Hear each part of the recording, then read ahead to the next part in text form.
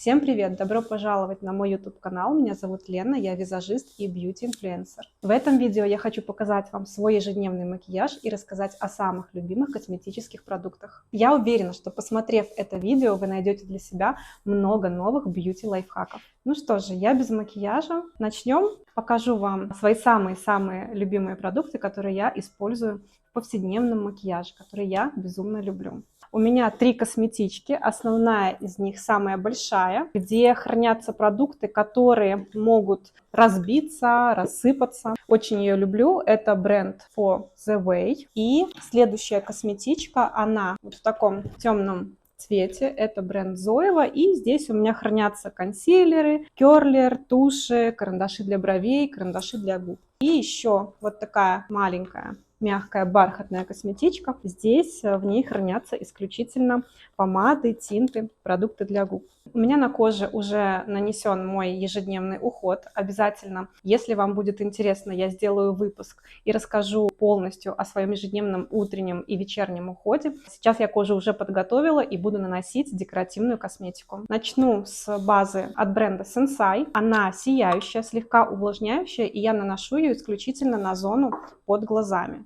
Я буду смотреть в такое маленькое зеркало, чтобы мне было удобнее. Делаю небольшое нажатие. Возможно, все привыкли наносить подобного плана продукты, похожие на кремовые хайлайтеры, только на скуловую косточку. Но я это делаю для того, чтобы кожа под глазами выглядела максимально увлажненной и натянутой, то есть для эффекта лифтинга. И с другой стороны. Остатки уже стягиваю на скуловую косточку и на объем лица. Если что-то остается на пальчике, могу нанести на нос, например, на лоб, немножко на подбородок. И дальше наношу тональный крем. Самый-самый любимый тон – это, конечно же, Lancome Tint Miracle. Я его безумно люблю и использую, наверное, его уже на протяжении 3-4 лет, возможно, даже больше. Он подходит для всех типов кожи. У меня кожа, кстати, как нюанс, комбинированная, склонна к жирности, то есть она может поблестеть в течение дня. На периферии она нормальная. Обязательно трясу тональный продукт для того, чтобы он хорошо наносился на кожу. И дальше уже наношу на руку, чтобы он немножко разогрелся, хорошо тянулся. И буду наносить при помощи спонжа от бренда Муль Муль. Я не очень люблю кисти, знаю, что и к спонжам не все относятся положительно, но мне больше нравятся спонжи. Они наносят продукт максимально тонко. Мне больше комфортно, когда я тонирую кожу спонжем. Обычно я наношу примерно 1-1,5 нажатия. Мне кажется, все-таки спонж наносит тональный продукт очень тоненько, но это на любителя. Все очень быстро, мне кажется, самый классный способ. Я перепробовала огромное количество тональных продуктов за свой более 10-летний опыт работы. И мне кажется, Lancome, это самый естественный тональный крем, естественный по финишу. Да, он практически незаметен на коже. Есть, конечно, естественно, и другие классные тональные продукты. Я обязательно тоже про них буду рассказывать. Буду тестировать очень много продуктов, новинок, которые у меня появляются. Но Lancome — это просто любовь всей моей жизни. Даже несмотря на то, что примерно год назад производители сделали ребрендинг и слегка изменили формулу текстуры. Но все равно для меня она по-прежнему остается самой классной. Следующие продукты — это консилеры. И у меня их 2, как можно заметить. Один более тонкий, который я наношу в зону под глаза. Он со светоотражающими частичками очень классно подсвечивает кожу и увлажняет. Это безумно важно. И второй более плотный, но тем не менее также увлажняющий. Это бренд Belor Design, бренд Paesa Clair. Сейчас я покажу, как я это делаю. Тонкий консилер от Paesa я наношу несколько капель буквально. И при помощи пальца можно, конечно, использовать спонж, но мне очень комфортно и привычно сделать это пальчиком. Плюс я текстуру разогреваю дополнительно руками, и она очень классно растягивается. Этот консилер, конечно, можно наносить и на все зоны, но так как у меня кожа склонна поблестеть, чтобы я была уверена, что продукт хорошо держится в течение дня, именно поэтому я использую два разных консилера. Консилер от бренда Belora Design, у меня оттенок 102, и наношу его в большем количестве на Т-зону, на носогубную впадину и на спинку носа. И здесь я могу растушевать и пальцами, и спонжем. Давайте попробуем сейчас использовать спонж. Такими легкими тампующими движениями. Зона носа. Здесь всегда есть какие-то покраснения, сосуды. Для меня этот консилер, кстати, если сравнивать его с какими-то люксовыми продуктами, ну это Dior Forever. Однозначно. И на носу можно спонжем или чаще всего я это делаю также пальцем. То, что спонж на себя взял продукт, можно также нанести в центральную часть лба и на подбородок. Следующим этапом я буду использовать пудру сияющую от бренда Hourglass. Видно, да, насколько я ее люблю. И если честно, я даже и не сосчитаю, какая вот по счету у меня эта палетка. Наношу при помощи кисти от бренда Пименова Валерия. Очень мне нравится ее мягкий ворс. Если не ошибаюсь, она из коллекции, которую создавала Лера для макияжа для себя. То есть это не базовая коллекция с серыми ручками. И изначально я наношу эту пудру только в зоны, которые дальше я буду скульптурировать. Так как пудра сияющая, когда я начинаю ее шлифовать вот таким образом, то есть затирать, она также дает коже сияние, но при этом фиксирует влажную текстуру тонального крема. Немножко на нос, боковые зоны лба и зафиксирую тональный крем на глазках, на подвижном веке. То есть зону под глазами я вообще не трогаю. Она остается у меня с влажными, вот такими увлажняющими текстурами в течение дня. Меня это никак особо не напрягает. Даже если где-то немножко консилер может подскататься, то я это просто аккуратно пальцами в течение дня поправляю. То есть я не матирую кожу под глазами, чтобы не подчеркнуть лишнюю мимику. Дальше я буду использовать свой любимый бронзер от бренда Tom Ford. У меня в оттенке 02 Terra. Он теплый и дает очень красивый оттенок загара. Я делаю скульптурирование, то есть усиливаю тени на лице. В подскуловой зоне, под челюстной, немножко на шею стягиваю. Такими легкими движениями. Текстура максимально простая. То есть вот прям поставить ей какое-то пятно на коже невозможно. И я на самом деле, несмотря на то, что очень часто можно слышать такую фразу от визажистов и не только, девушки говорят, вот классно, текстура пигментированная, значит она очень-очень классная. Я на самом деле не очень люблю пигментированные текстуры, потому что они гораздо сложнее в применении. То есть вы взяли, сделали касание кистью, раз, и у вас сразу пятно на коже, и нужно думать, что с ним делать. Поэтому я люблю, чтобы текстура была средней пигментации или даже меньше. Я лучше несколько раз сделаю одно и то же действие для того, чтобы усилить интенсивность, но при этом на лице или на глазах не будет никаких пятен. Также я наношу бронзер и на глаза, на веко, через изгиб брови соединяю со скульптурированием на боковой зоне лба, то есть в височной зоне. Также очень часто спрашивают, что у меня на глазах, какие тени. Скажу так, я тени использую крайне-крайне редко, только на какие-то мероприятия, либо съемки. И обычно это тени матовой текстуры. Я очень люблю, кстати, палетку By Mario. Она у меня лежит в моей личной косметичке. И если я предпочитаю нанести тени на выход, то это будет эта палетка. Но в ежедневном макияже, о котором мы говорим сегодня, у меня всегда на веках бронзер от бренда Tom Ford. И последний элемент, который я сделаю, это нос. Я очень люблю скульптурировать нос. Наношу на боковые зоны бронзер, соединяю на кончике носа и увожу во впадинку, которая у нас уходит в бровь. Вот таким образом. Это еще не все.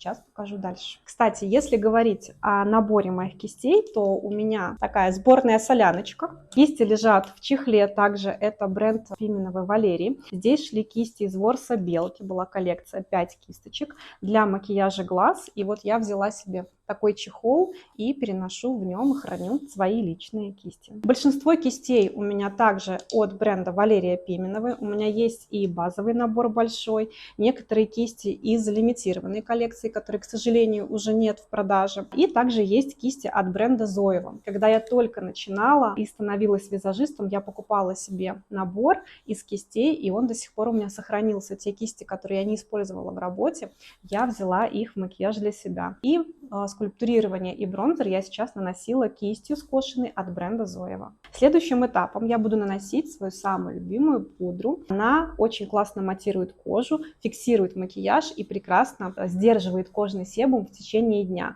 То есть мне практически не нужно поправлять макияж. Ну, примерно, если прошло 5-6 часов, возможно, я использую какие-то матирующие салфетки, но пудру вот прям даже я вряд ли достану. То есть она безумно хорошо сдерживает кожный себум, если у вас кожа, так же как и у меня, склонна к жирности. Для нанесения пудры я также использую кисть от бренда Zoeva. Набираю ее в достаточно большом количестве. Возможно, вы видели такие видео, где делают бейкинг. Обычно это делают пуховками, а я это делаю вот таким вот образом при помощи кисти. То есть я достаточно активно высветляю крылья носа и стягиваю пудру в носогубную складку. И с другой стороны, то есть я слегка захожу на линию бронзера для того, чтобы она не была такой четкой, яркой, контрастной. Немного подстираю и матирую Т-зону. Повторюсь, в зону под глазами я ничего не наношу. И также немного высветляю линию спинки носа. Если на коже есть какие-то излишки, эта пудра прекрасно убирается. Я возвращаюсь к кисти, которой я наносила пудру Hourglass. И вот таким образом убираю излишки пудры. Также эту пудру я могу нанести в нижнюю треть лица для того, чтобы также дополнительно подсветлить эту зону, чтобы скульптурирование смотрелось более контрастно. И с другой стороны.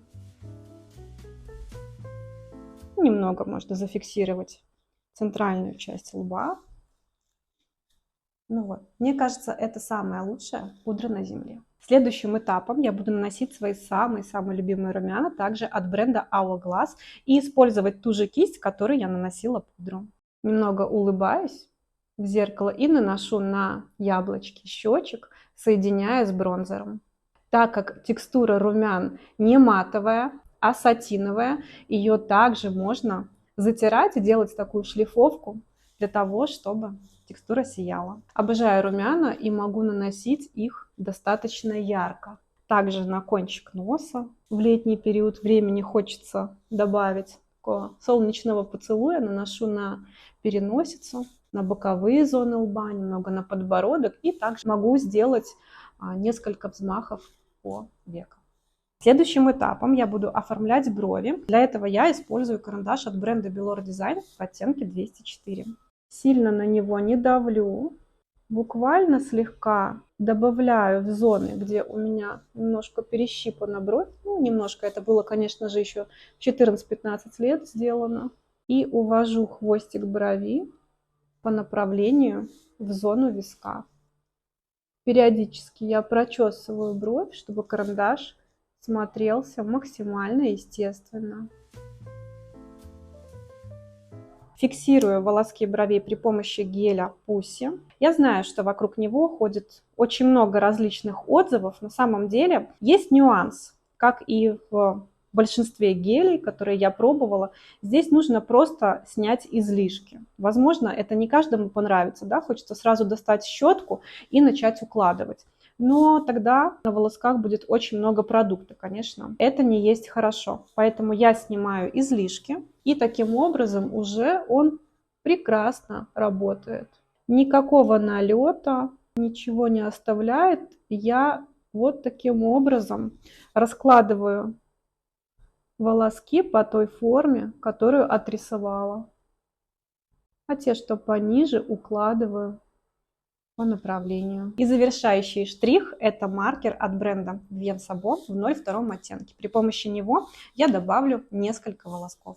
Буквально слегка в изгибе, чтобы визуально все смотрелось естественно. И несколько штришков в головке бровей.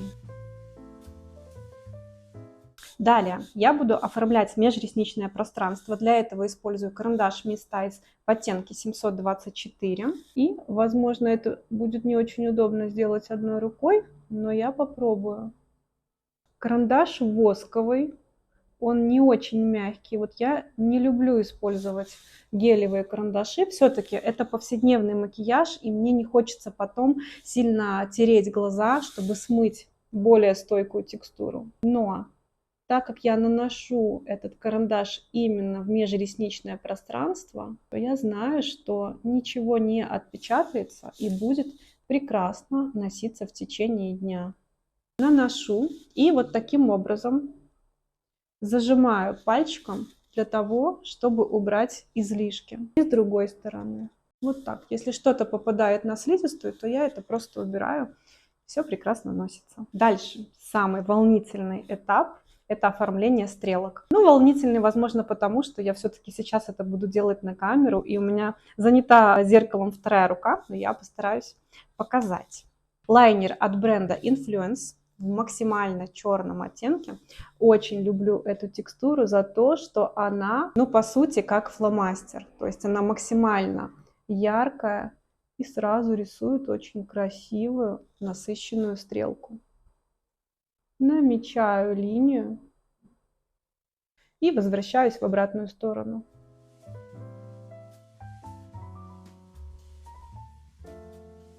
Ну и чаще всего я оформляю стрелку только до середины глаза. Мне очень нравится, такой получается немножко лисий эффект.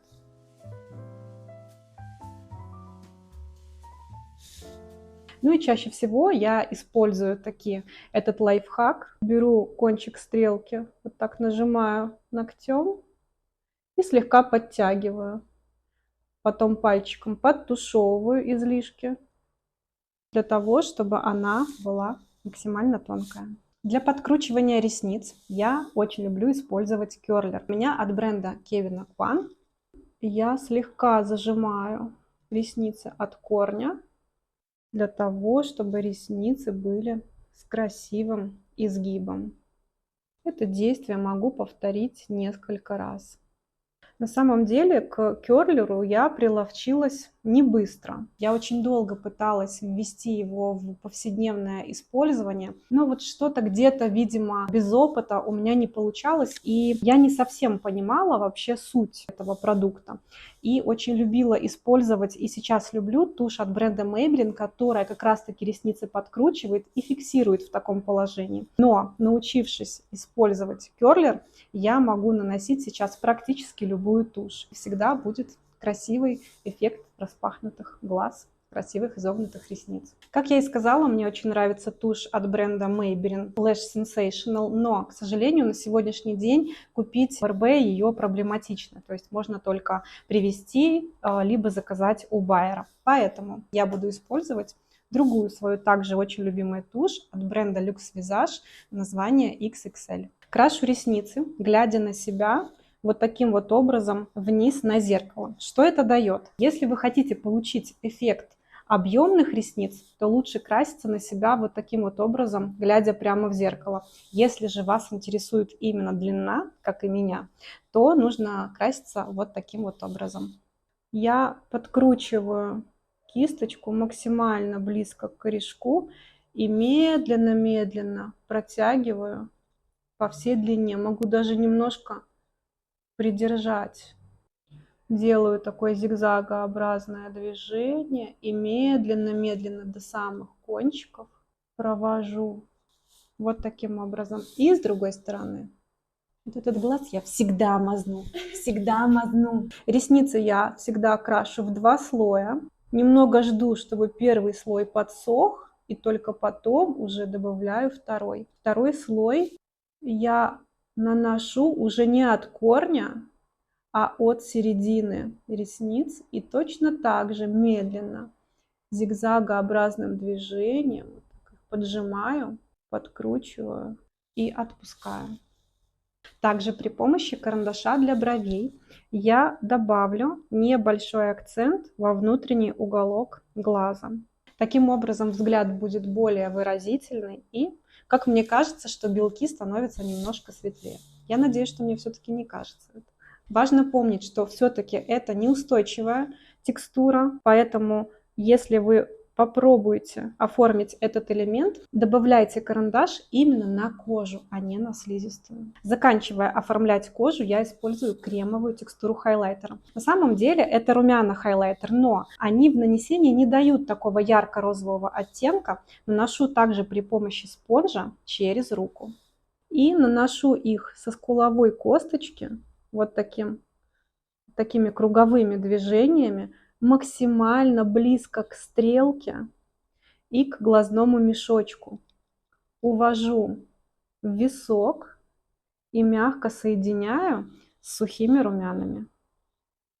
Мне кажется, когда хайлайтер находится в зоне под глазами, но это вот прям такой уникальный нюанс, который я вижу очень-очень редко, и мне всегда нравится его использовать. Если у вас появляются вопросы о продуктах, которые я использую, обязательно пишите в комментарии. Для оформления губ в ежедневном макияже я очень люблю использовать лайфхак при помощи карандаша для бровей от Vivienne Sabo в оттенке 02 и карандаша Miss Style. Сейчас покажу, как я это делаю. Я слегка затонировала и припудрила губы, чтобы текстуры хорошо держались в течение дня.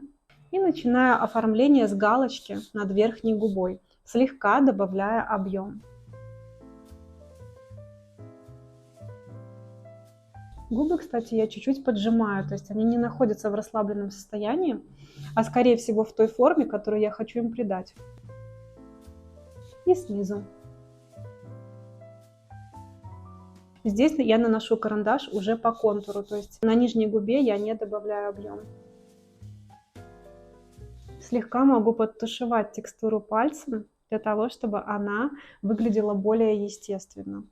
Вот когда я оттушевываю карандаш такого оттенка, он очень похож на свою собственную тень вокруг губ.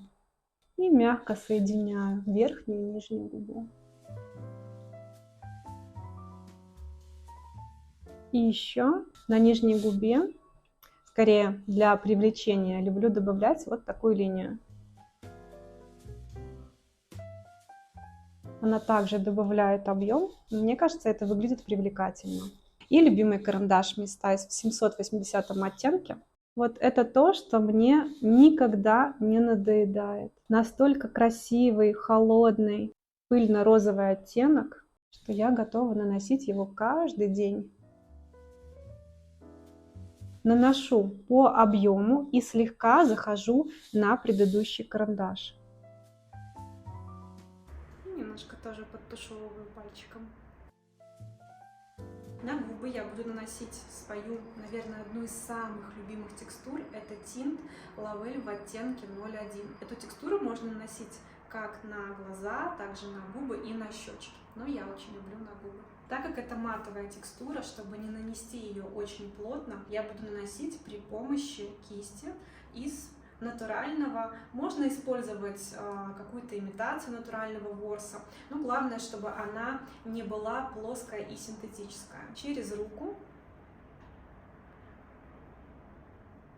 буквально на серединку. Этот тинт прекрасно носится в течение дня, он очень стойкий и максимально комфортный. Ну что, мой ежедневный макияж готов. Обязательно пишите в комментариях, как вам, понравилось ли, задавайте вопросы. Я с удовольствием буду рассказывать о своей косметике. Также подписывайтесь на мой канал. Я прикреплю ссылки на свой инстаграм, на свой телеграм и увидимся в следующем видео.